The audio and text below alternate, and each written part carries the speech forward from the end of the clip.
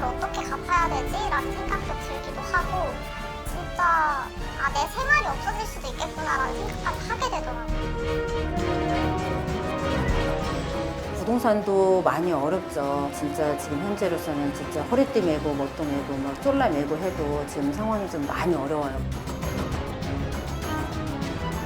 아무도 안 가르쳤잖아요. 부동산 갭 투자가 맞냐 안 맞냐 말하지 않더라도 좀 성경적으로 풀어줄 수 있는 거가 있어야 되는데 그것도 없고.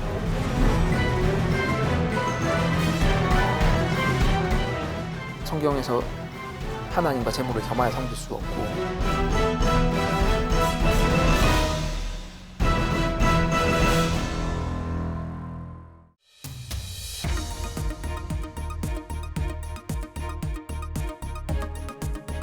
여러분 안녕하십니까? 세상과 기독교가 교차하는 시선, 박세현의 크로스뷰입니다. 지난 7월 미국 연방준비제도는 기준금리를 한 번에 0.75% 올리는 자이언트 스텝을 단행했습니다. 이로써 한때 미국 금리가 한국 금리를 넘어섰는데요. 한국도 8월 25일 다시 한 번 금리를 올리며 한미 양국 금리는 동일해졌습니다. 금리 인상 여파로 한 치 앞도 내다볼 수 없는 불안한 경제 상황. 우리는 이 경제 위기가 직격탄을 날린 현장을 돌아봤습니다. 2022년 7월 28일 미국 연방준비제도는 0.75%포인트 금리 인상을 발표했습니다. 이로써 미국 금리는 2.5%. 한국도 미국과 흐름을 같이 했습니다. 지난 8월 25일 한국은행은 기준금리를 0.25%포인트 인상했습니다.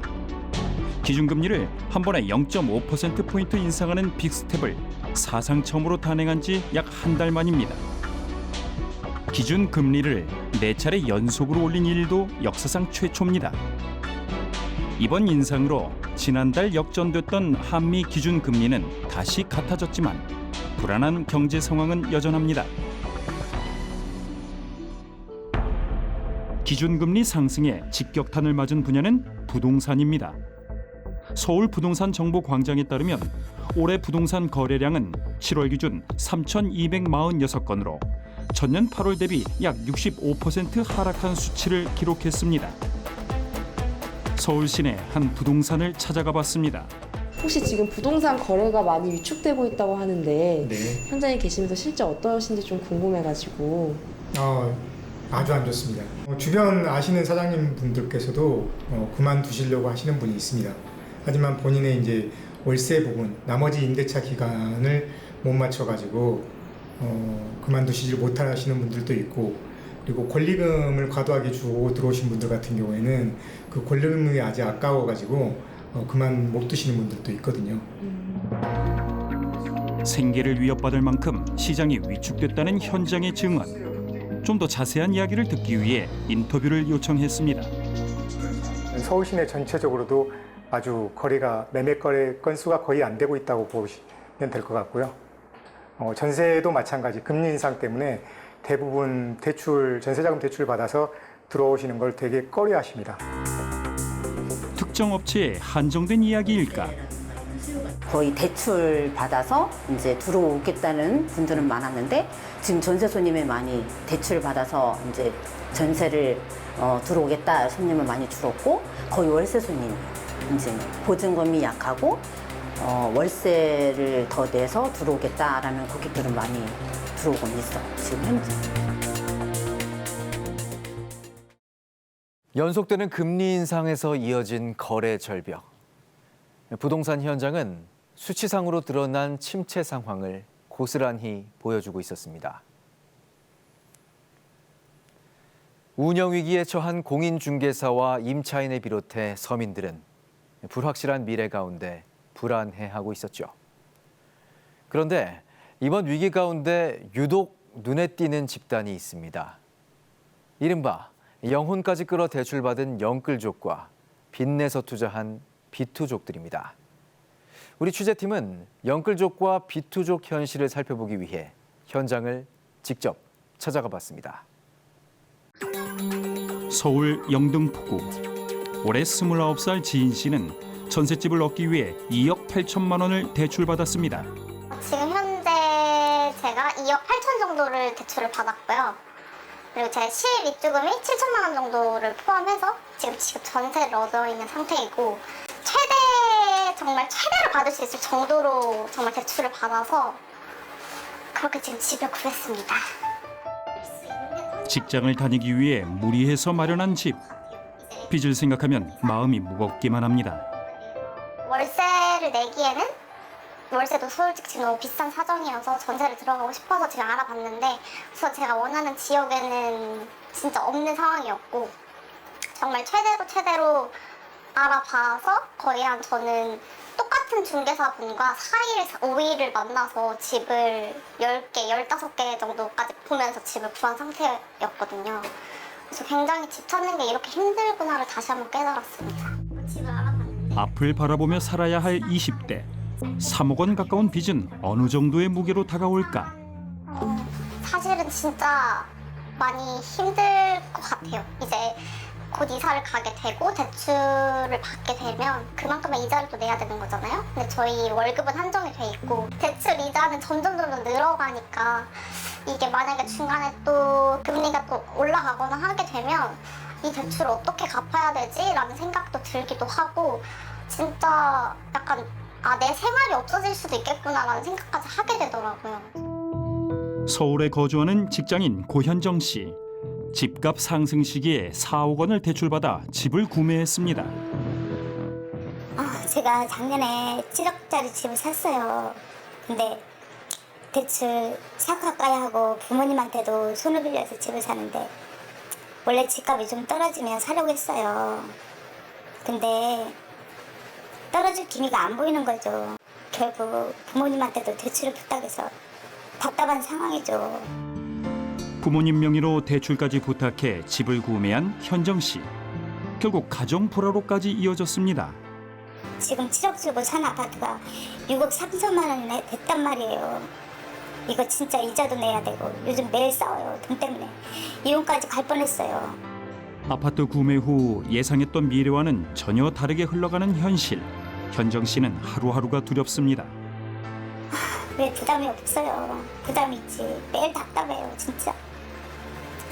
이 빚을 갚고 저축도 하고 그러면 결국엔 집을 팔아야 되거든요. 근데 집값이 떨어진 상태에서 팔면 또 결국 손해이거든요. 코인에 투자한 또 다른 청년. 사정은 다르지 않습니다. 친구의 친구가 코인으로 1,000만 원 정도 넣었다는데 1억 정도를 회수해서 벌었다는 거예요. 그때 혹해가지고 그때부터 유튜브 같은 거 막 보고 그랬어요. 코인 관련 동영상이 그때 많이 보여서 좀 많이 봤죠. 주위 사람들의 말만 듣고 무리하게 코인 시장에 뛰어든 상철 씨. 결국 가족에게까지 손을 벌렸습니다. 그래서 제가 모아놓은 돈이랑 투자해서 얻은 돈 합해서 4천 정도. 거기다 가족이랑 친척들한테도 손을 빌려서 총 1억 5천까지 모았어요. 코인 커뮤니티에서도 사람들이 거기에 많이 넣었어요. 우리나라 사람이 만들었지만 그래도 믿을만하다, 안정적이다, 그렇게 얘기를 하니까 저는 막 믿었어요. 그래서 한 거죠. 근데 한순간에 휴지 조각이 돼버린 거예요. 2021년 기준 가계 대출 규모는 1,756조 원. 2017년 대비 약 400조 원이 증가했습니다.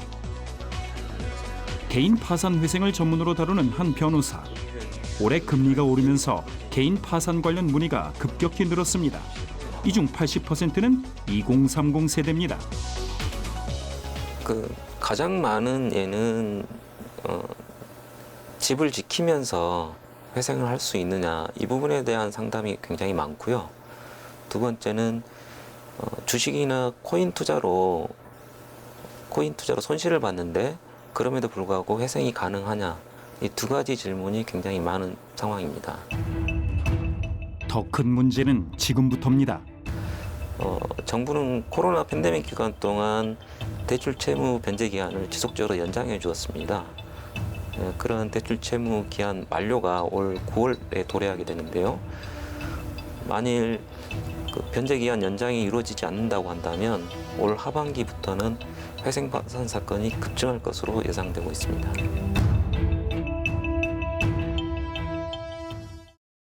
살아온 날보다 아직 살아갈 날이 훨씬 많은 청년들. 수억 빚을 감당하기에는 그 무게가 너무나 무겁게 느껴집니다. 그런데요, 우리가 만나본 영끌족과 비투족들은 대부분 기독교인이었습니다.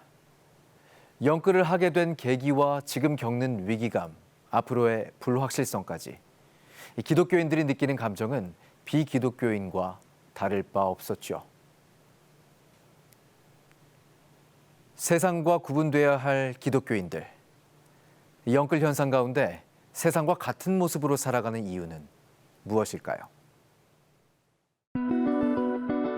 2019년 한국기독교사회문제연구원에서 발표한 기독교인 인식조사 자료집.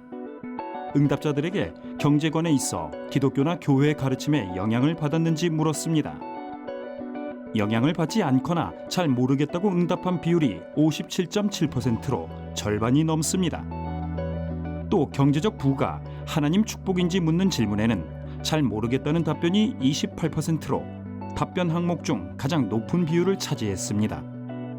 기독교인들이 주 고객인 재정 전문가들을 만나 교회와 다음 세대 관련 재정 현실을 물었습니다. 교회에서 재정 전문 강의를 하는 박상훈 소장. 제가 어떤 교회 청년부 강의를 하면서 되게 놀랬던 게 뭐냐면 돈은 무엇입니까? 라고 물어봤는데 돈은 악의 근원이다. 돈은 어둠이다. 돈은 먼지와 같다. 저는 그런 표현들을 보면서 되게 놀랬거든요. 교회가 돈을 지나치게 부정한다는 지적.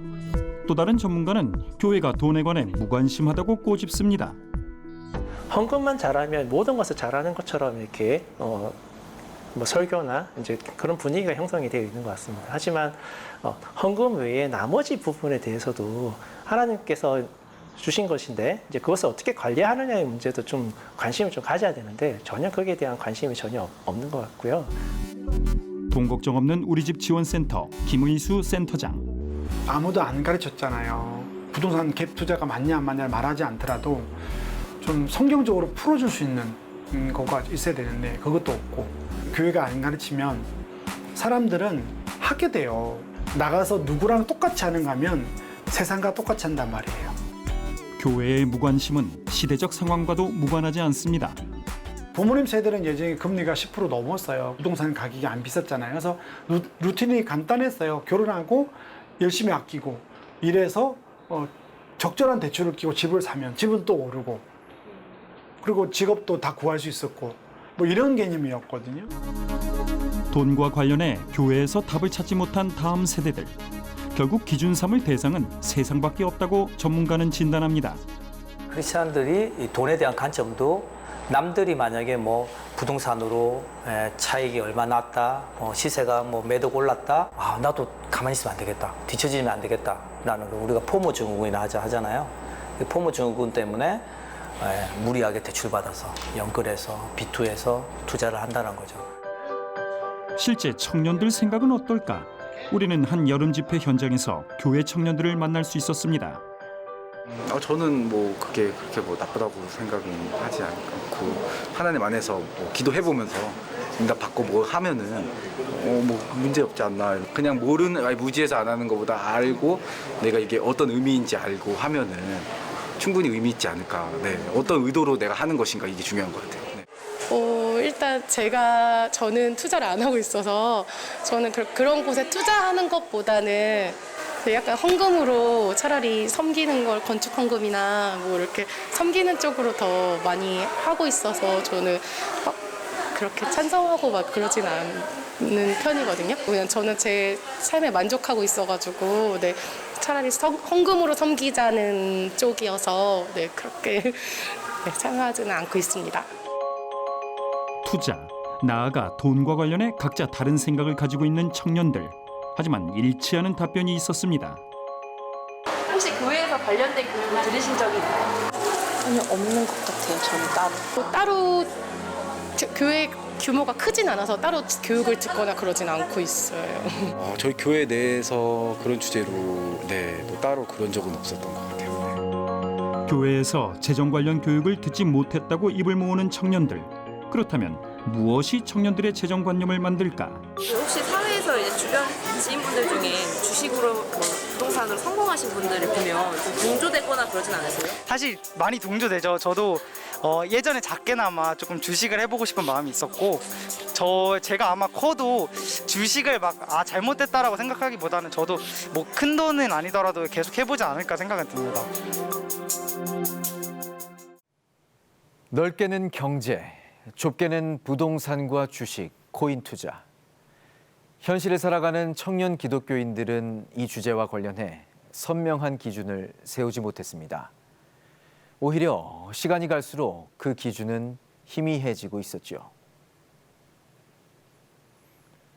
부동산과 경제 위기. 이 가운데 우리는 기독교인으로서 어디서부터 어떻게 살아가야 할까요? 기독교인으로서 건강한 경제 생활 어디서부터 시작할 수 있을까? 내가 인생을 살아가면서 얼마 정도 돈이 들어가는지, 내가 집을 사게 되면 얼마 정도의 이자를 감당하게 될 건지, 몇 년 동안 어떻게 갚을 것인지에 대한 현실적인 계수, 즉 돈에 대한 계획을 가지고 숫자로 계획해보는 노력은 필요하거든요. 돈에 관한 관심과 함께 경계해야 할 부분은 극단적 부정입니다. 크리스찬들은 집을 소유하면 안 돼. 크리스찬들은 영원한 하늘나라, 천국만 소망을 해야 돼. 또 그것도 너무 극단적인 생각이에요. 그래서 집은 이때 너무 무리하게 대출을 일으켜서 집을 사는 것이 아니라 내가 감당할 수 있는 범위 내에서 대출을 받아서 정부 정책을 이용해서 청약이나 이런 정부 정책이 있잖아요. 그런 걸 다음으로 투자와 투기를 구분할 필요가 있습니다. 토지에 대한 과도한 투자가 아니라 투기죠. 그런 이제 투기는 성경에서 굉장히 금하고 있는 것들로 저희는 이해를 하고 있어요. 그 이사야서 5장 8절에 이사야서 말씀에 보면은 이사야 선지자가 이스라엘의 귀족들에게 신랄하게 비판하거든요. 토지에 땅을 연하고 집에 집을 연하여서 이 땅 가운데 홀로 거하려는 자들은 하나님의 저주를 받을 것이라고 독점을 하기 시작하면은 사람이 땅이 없이는 살아갈 수가 없으니까 그 땅을 가진 사람에게 이제 종이 될 수밖에 없는 거거든요. 건강한 투자는 무엇일까? 급여를 200 받으면 얼마 정도를 저축할래? 그리고 투자를 한다 그러면 왜 투자하니? 투자를 해서 뭐 할 건데? 이런 질문해야 되는 거죠. 내가 여행을 내년에 가고 싶어요. 그러면 그게 리트레시 200이에요. 그러면 15만 원 적금을 넣게 하는 거죠. 근데 나는 5년 뒤에 이 선교지에 좀 가고 싶어요. 그러면 그게 500만 원이다. 그럼 지금부터 10만 원을 투자하게 하는 거죠. 건강한 투자는 조급하지 않습니다. 10년 뒤에 대학 간다, 20년 뒤에 노후 자금을 준비한다. 그런 방법으로 주식을 투자하는 사람들은 주가가 떨어져도 휘둘리지 않아요. 분명한 목표가 있고 떨어진 만큼 더 살 수 있는 기회가 있으니까. 근데 돈을 불리고자 하는 목표를 가지고 투자했던 사람들은 조급한 겁니다. 잠언 말씀에는 부지런한 자의 반대를 게으른 자라고 하지 않고 조급한 자라고 말씀을 하고 있습니다. 우리가 재물을 바라볼 때 세상적으로 주식과 투자 그리고 부동산을 바라볼 때도 조급한 마음으로 접근하지 않았으면 좋겠다. 세상도 말하는 육적 투자 원리. 하지만 우리가 정말 기억해야 할 원리는 세상이 말하지 않는 영적 투자 원리입니다. 성경에서 하나님과 재물을 겸하여 섬길 수 없고 이 땅에 오늘 죽으면 아무것도 갖고 가지 못할 이 땅의 재물에 투자하는 것보다 하늘의 보물을 쌓아두라고 하는 거잖아요. 하늘의 보물을 쌓아둔다는 게 저는 이웃을 사랑하고 이웃들이 이웃과 함께 더 많은 혜택들을 이웃들과 함께 나눌 수 있는 그런 삶이라고 보는데 그런 고민들을 좀 많이 하시면 좋겠어요. 영적 투자 원리 핵심인 이웃과의 나눔. 이 나눔은 물질의 주인이 누구인지 알 때 비로소 실천할 수 있습니다. 그 많은 성경의 그 이야기를 통해서 하나님이 계속해서 우리에게 주시는 메시지는 뭐냐? 내가 너를 돌보는 하나님인 거예요. 머리카락도 쉰다 하지만 너의 모든 필요, 인간의 필요라는 걸 우리만 안다 생각하지만 우리를 지으신 그분은 더 많이 알고 계시다는 거야. 그거를 공급해 주신다는 약속이 존재한다는 건데 그 약속을 자기가 자기 것으로 하기 위해서는 자기의 주어진 소명, 즉 청지기 소명인데 그것이 무엇인지를 깨닫고 그 청지기로서의 삶을 살아갈 때 경험이 되는 거예요. 누가 물질의 주인인지 안다면 인생의 주인이 누구인지도 알 수 있습니다. 30년 전 물질을 주인 삼았던 한 인생. 1억, 2억, 3억, 잃고따고를 반복하다가 정말 28억까지 돈을 벌었습니다. 정말 부러울 게 없었습니다. 그런데 추락하는 것은 날개가 없다고 28억 벌 때 사람의 탐욕은 끝이 없더라고요. 또 무리한 투자를 하게 되고 그러면서 28억이 14억 되고 14억이 7억 되고 7억이 3억 되고 그러면서 집 날리고 있는 돈도 날리고 전세돈까지 날리면서 우리 아들 3만 원이 있는 저금 통장까지 씌워서 주식에 털어넣다가 결국은 수원역에서 노숙자 신세가 됐고 물질을 주인 삼다 바닥 끝까지 갔던 인생. 그 인생은 주인을 다시 만났습니다.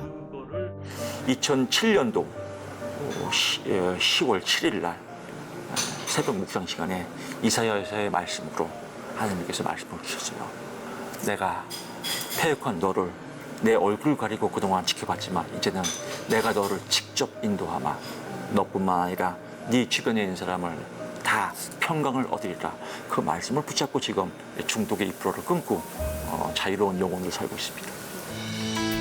하나님을 믿는 자녀들이 세상과 똑같이 살고 있다면 그 인생의 주인이 누구인지 살펴봐야 합니다. 돈이라는 거는 핵심은 내 삶을 유지할 수 있는 도구, 어디까지나 도구라는 생각이 듭니다. 이제 도구가 아니라 이게 자리가 바뀌게 되면 이제 돈이 이제 나의 신이 되어버리는 거고. 눈을 떠서 하나님 오늘도 새 아침 새날을 주셔서 감사합니다라고 하루를 시작하는 게 그게 우리 신앙생활의 초석이잖아요. 그 자리가 하나님 자리인데 눈을 뜨자마자 미국의 나스닥이 궁금하고 내 주식이 궁금하고 경제 뉴스가 궁금해서 내 주식이 올라갈까 내려갈까가 생각이 들면 그건 하나님 자리를 뺏는 거잖아요. 그게 우상이잖아요. 그래서 그 우상 자리가 주식 비트코인이 될 수 있는 위험성이 굉장히 크다는 거예요. 크리스천 청년 가운데 영끌과 비투를 하는 청년들이 있다면 먼저 자신이 생각하는 인생의 삶의 목적이 뭔지를 돌아볼 필요가 있다고 생각합니다. 마태복음 6장 24절에 아주 중요한 말씀이 있는데 한 사람이 두 주인을 섬기지 못하니 혹 이를 미워하고 저를 사랑하고 혹 이를 중히 여기고 저를 경히 여김이라. 너희가 하나님과 재물을 겸하여 섬기지 못할 것이니라. 이렇게 말씀하고 있어요. 그 핵심을 보면 우리가 이 세상에서 살아갈 때 우리가 우리의 주인, 마스터라고 여길 만한 존재가 성경에 보면 딱 두 가지밖에 없는 거죠. 하나는 하나님, 여호와 하나님이고 또 하나는 맘몬. 그렇다면 이제 우리는 물어볼 수 있어요. 스스로에게 당신의 주인은 누구십니까? 한 연구조사에 따르면 인생 최고 가치가 뭐냐는 질문에 응답자 90%가 돈이라고 답변했습니다. 또 이들은 가장 관심 있는 사안으로 경제적 여유를 꼽았죠. 모두 기독 청년들을 대상으로 한 조사 결과입니다. 하나님은 부자를 잘못됐다고 하지 않으십니다. 또 경제적 여유도 죄라고 하지 않죠. 하지만 점검해야 할 부분이 있습니다. 하나님이 주신 이 자원을 각자의 욕심대로 사용하고 있지는 않으십니까? 마태복음 6장 24절에서 말합니다. 사람이 하나님과 재물을 겸하여 섬길 수 없다. 여러분의 마음속 주인은 누구십니까? 여러분의 마음에는 두 주인이 자리 잡고 있진 않으십니까?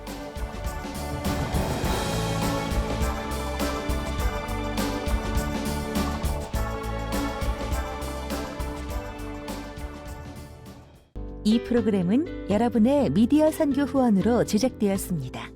선교는 사명, 후원은 동역. 당신도 복음을 전할 수 있습니다. 선교 후원 02-6333-1003번